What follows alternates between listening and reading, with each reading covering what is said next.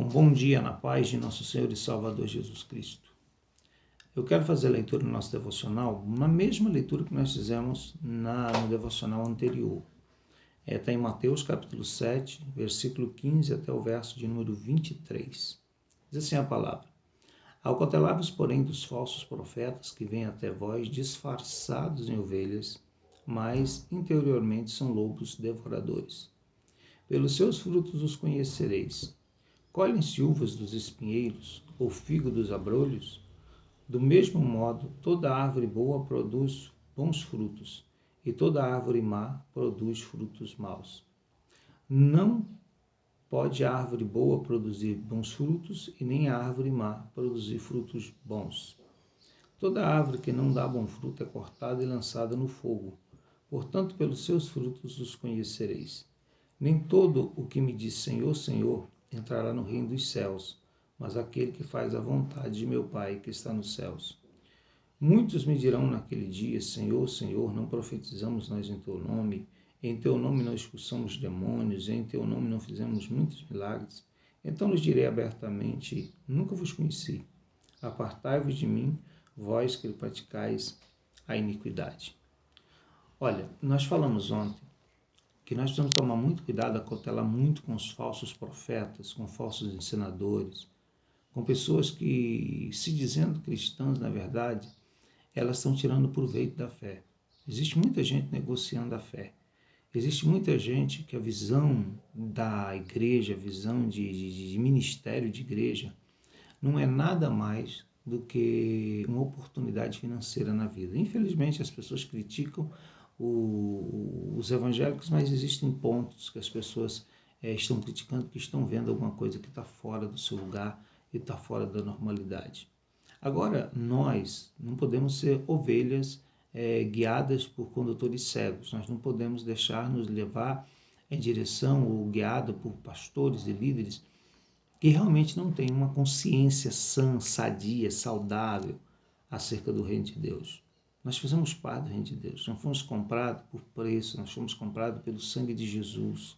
Nós temos um valor inestimável para Deus e nós precisamos entender isso. Só que o adversário, o diabo, o nosso inimigo, ele sempre vai estar lutando, ele vai estar ao derredor do reino, ao derredor da igreja, esperando algum descuidado que ele possa pegar, alguém que deixou de vigiar para que ele possa pegar.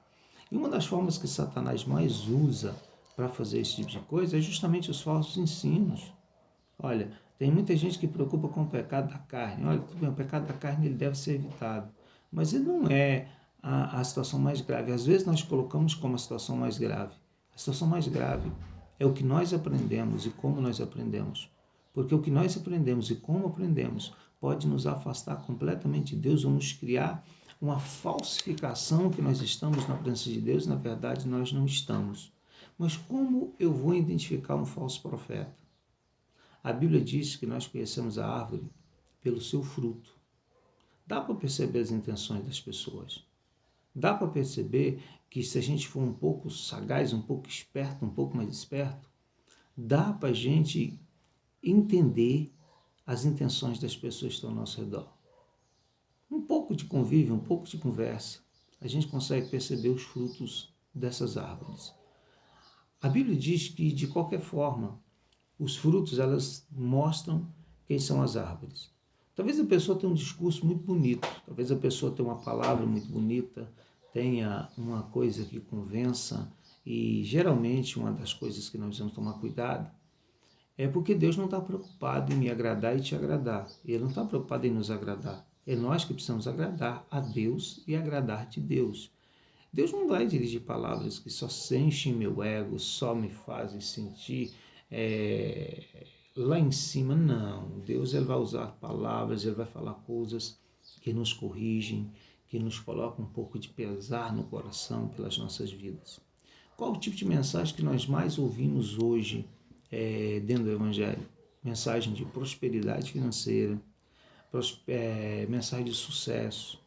É muito comum até as músicas evangélicas tomar um rumo, um padrão de agradar o ouvinte, de preocupar e agradar as pessoas que estão ouvindo para que elas queiram ouvir mais, para que elas queiram vir mais ouvir.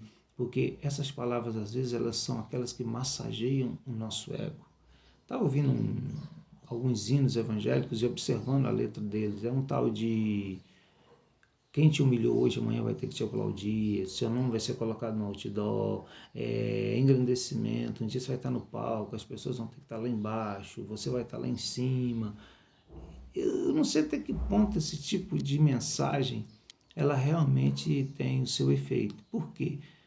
É bom parar para pensar que pessoas que foram fiéis a Deus, muitas delas morreram, foram martirizadas. Elas não chegaram ao ponto de estar em cima de um palco sendo aplaudida por aquela que os humilhou. Porque, na verdade, não é essa a visão de Deus acerca da nossa vida. Existem crentes que vão sofrer a vida inteira, existem crentes que vão ser humilhados a vida inteira, existem crentes que vão ser constrangidos a vida inteira. Isso não é o que importa. Importa que nós temos comunhão com Deus, importa que nós temos uma rica promessa, uma promessa de eternidade. E a gente precisa tomar cuidado com isso. Porque às vezes a mensagem é tudo que nós gostamos de ouvir, mas a vida das pessoas que estão pregando não corresponde a isso que estão pregando. É bom lembrar que nesse tempo Jesus falava essas palavras, eles estavam vendo os fariseus diante dele. Os fariseus eram hipócritas, porque eles até falavam a palavra, mas eles não viviam a palavra. Então Jesus pega e fala assim: olha, pelos seus frutos os conhecereis, porque eles falam, mas o que eles vivem, o fruto da vida deles não corresponde àquilo que eles estão ensinando. Ele fala assim, árvore boa produz frutos bons, árvore má produz frutos maus. A árvore má, ela é cortada e lançada no fogo. Olha bem, a perspectiva daqueles que fingem a fé é serem queimados um dia. Não tem como servir a Deus de qualquer jeito.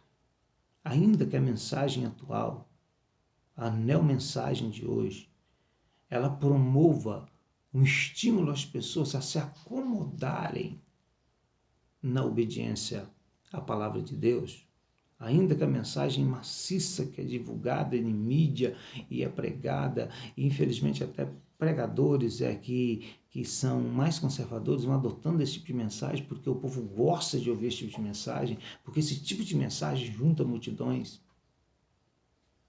Mas a Bíblia diz que nós precisamos produzir fruto, e fruto de arrependimento. Nós não fazemos as coisas para ser salvo. Nós não mudamos a vida para ser salvo, não. Nós fazemos isso porque nós já somos salvos. Nós já recebemos a salvação de Deus. E ser bom, andar direito, fugir das práticas do pecado, é porque nós recebemos a transformação de Deus em nós. A pergunta é, nós temos produzido fruto de verdade? Nós temos duas vertentes aqui nesse texto. Para nós julgarmos os que nos pregam, os que ensinam a palavra para nós, e como nós nos comportamos. Porque muitos falsos profetas e muitas pessoas que estão pregando um evangelho fácil, um evangelho cheio de atalhos, eles não começaram assim. Eles foram desenvolvendo ao longo da vida uma concepção de evangelho diferente. Pecaram, cometeram uma falha, passaram por cima dela e ela foi incorporada à sua vida de fé. Cometeram outra falha e essa outra falha também foi incorporada à sua vida de fé.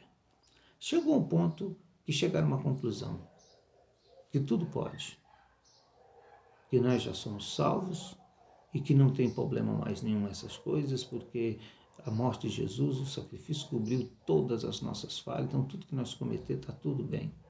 Você sabe por que isso? Essas pessoas já perderam, elas já foram vencidas pelo pecado. Elas já não estão lutando mais. A Bíblia tem um versículo que vai assim, olha, vocês têm que resistir ao pecado até a morte, até o sangue. Vocês ainda não resistiram até o sangue. Então nós nunca podemos descuidar do pecado. Porque se nós começarmos a produzir frutos ruins, vai determinar que nós somos árvores ruins. Se nós começarmos a produzir fruto de desonestidade, de mentira, de enganação, de prostituição, de adultérios, de sentimentos facciosos e esse tipo de coisa, isso não procede de árvore boa. O que Jesus falou aos seus discípulos? O que contamina o homem é o que sai de dentro, não o que entra, mas o que sai. Na verdade, quando nós produzimos essas coisas, esses frutos ruins através da nossa vida, nós estamos demonstrando que a árvore está podre, que a árvore não é boa mais. E talvez ela tenha começado lá, na mudinha, uma boa árvore. Talvez ela tenha vindo de uma boa semente. A semente foi pregada, é a palavra pregada, a semente gerou alguém e esse alguém começou a produzir, crescer como árvore boa, mas de repente os falsos profetas vieram e mudaram tudo, transformaram tudo. As mensagens que existem por aí, se as pessoas não forem conhecedoras da Escritura, das bases da fé, elas vão sofrer uma mudança, vão se acomodar a uma vida de pecado, a uma vida irresponsável, escondida atrás de um falso conceito da graça. A graça, ela não opera só graça. A graça é uma árvore. E a graça é uma árvore que nós podemos representar pela árvore da vida. E a árvore tem galhos. Os galhos produzem frutos. A graça é o tronco de toda a história do reino de Deus. Mas existe uma coisa chamada redenção. Existe uma coisa chamada arrependimento. Existe uma coisa chamada perdão. Existe algo chamado santificação. Existe algo chamado, na doutrina da graça, chamado regeneração. Existe algo chamado conversão. Existe algo chamado vigilância. Existe tantas as coisas que estão ligadas a essa graça que nós pregamos e que nós vivemos debaixo dela. E se essas coisas, sabe o que elas fazem? Elas fazem com que nós produzamos frutos bons. O que é regeneração? Regeneração é uma reforma total, cabal. Jesus me reformou você, que nos regenerou. E sabe quem fez isso? A graça. E se a graça me regenerou, ela me transformou numa nova pessoa. Ela mudou meus conceitos. Ela reformou todos os estragos que tinham na minha personalidade. E eu não quero viver mais no pecado. Sabe por que eu não quero viver no pecado? Porque a graça me alcançou. A graça trouxe à minha vida algo chamado regeneração. Existem coisas que eu preciso fazer. Existem coisas que você precisa fazer. A graça trouxe algo chamado à nossa vida arrependimento. Como que eu me arrependi do passado e continuo praticando a mesma coisa? Como que eu me arrependi do passado e agora alguém me convenceu que eu posso praticar o que eu praticava porque tudo bem, isso não tem problema mais?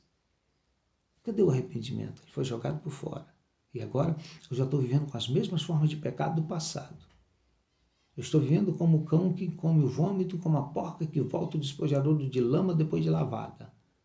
E estou achando que está tudo bem, porque me ensinaram que a graça cobre tudo isso. Cobre mesmo. Mas para a graça fazer isso é preciso de algo chamado arrependimento. Estão anulando o arrependimento com a inovação na doutrina. Será que esse é o Evangelho do Reino? Será que esse é o Evangelho de Cristo? A conversão é uma atitude minha, pessoal. A santificação é uma atitude minha, pessoal. O processo de Deus para a santificação é o ensinamento da sua palavra.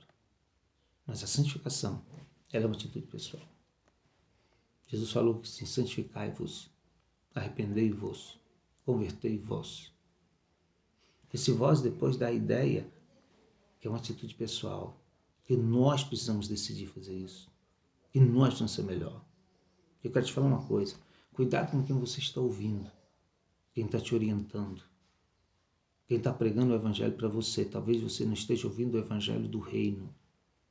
Muito cuidado com as fábulas e farsas, porque a Bíblia diz assim que nós não somos como alguns que falsificam a palavra de Deus. Quer dizer que isso é possível, isso acontece. Existem pessoas com a Bíblia na mão, mas os frutos delas não correspondem às Escrituras. Pare e pense. Não podemos falsificar a palavra. Precisamos viver da verdade e pregar a verdade. Mas você como ovelha, eu como ovelha, precisamos ser muito cuidadosos para saber quem é os que estão ministrando a palavra na nossa vida. Como vivem, como são, como se comportam, como realmente eles são. Que Deus te abençoe.